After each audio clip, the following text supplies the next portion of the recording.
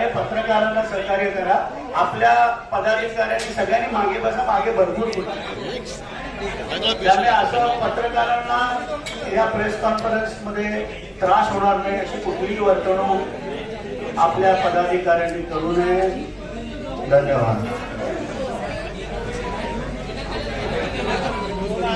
या ठिकाणी आपण विधानसभेतल्या कामाबद्दल माहिती देण्यासाठी सर्व राष्ट्रवादी काँग्रेस पार्टीच्या वतीनं मी स्वागत करतो.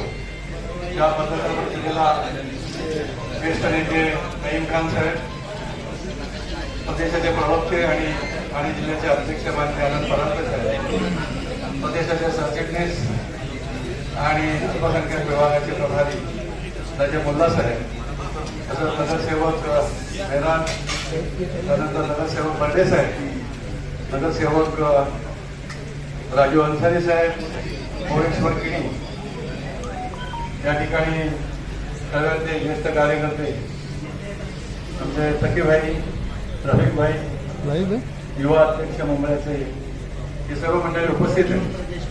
या पत्रकार परिषदेमध्ये उमरा विधानसभा मतदारसंघातील विविध कामांबद्दल राजनाथ सिंग यांना माहिती देण्याची मी नजीब मुल्लांना विनंती करतो की आपण पत्रकार बंधूंना भगिनींना या कामांबद्दलची माहिती द्या.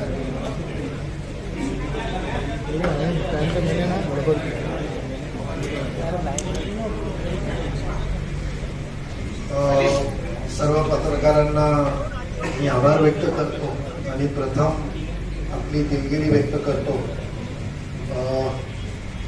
ठाणे शहरातले व त्याचबरोबर विशेषतः कौसा मुंबऱ्यातले पत्रकार पण आहेत. तर पहिले आपण मराठीत संवाद साधूया, त्याच्यानंतर मी हिंदीत बोलेल, आपली परवानगी घेतो. आपल्याला माहिती आहे की कळवा मुंब्रा या विधानसभा क्षेत्रासाठी आज एक आनंदाची बातमी आपल्याला द्यायची आहे की विशेषतः या परिसरात बरीचशी विकास कामाकरिता महाराष्ट्र शासन मार्फत महायुती सरकारने या प्रभागातील विकास कामांसाठी एक विशेष लक्ष साधलं आहे आणि त्या विशेष लक्ष्यामध्ये त्यांनी पहिल्या टप्प्यात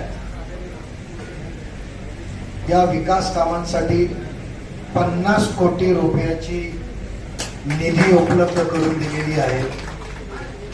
हे टप्पा क्रमांक 1 आहे. त्या बाबतीतला GR काल महाराष्ट्र शासन मार्फत विशेष निधीचा 50 कोटीचा प्रसिद्ध करण्यात आलेला आहे. त्यासाठी विशेष आभार तमाम कळवा मुंब्रा या विधान क्षेत्रातील जनतेमार्फत मी माननीय मुख्यमंत्री एकनाथजी शिंदे साहेबांचा आभार व्यक्त करतो. मी राष्ट्रवादी काँग्रेस पक्षाचे राष्ट्रीय अध्यक्ष व या राज्याचे लाडके उपमुख्यमंत्री अर्थमंत्री अजितदादा पवार साहेबांचा आभार व्यक्त करतो. या राज्याचे गृहमंत्री व उपमुख्यमंत्री फडणवीस साहेबांचा आभार व्यक्त करतो. वारंवार सामाजिक कार्यकर्ते व विशेषतः सर्व माझे ठाणे महापालिकेतले सभागृहातले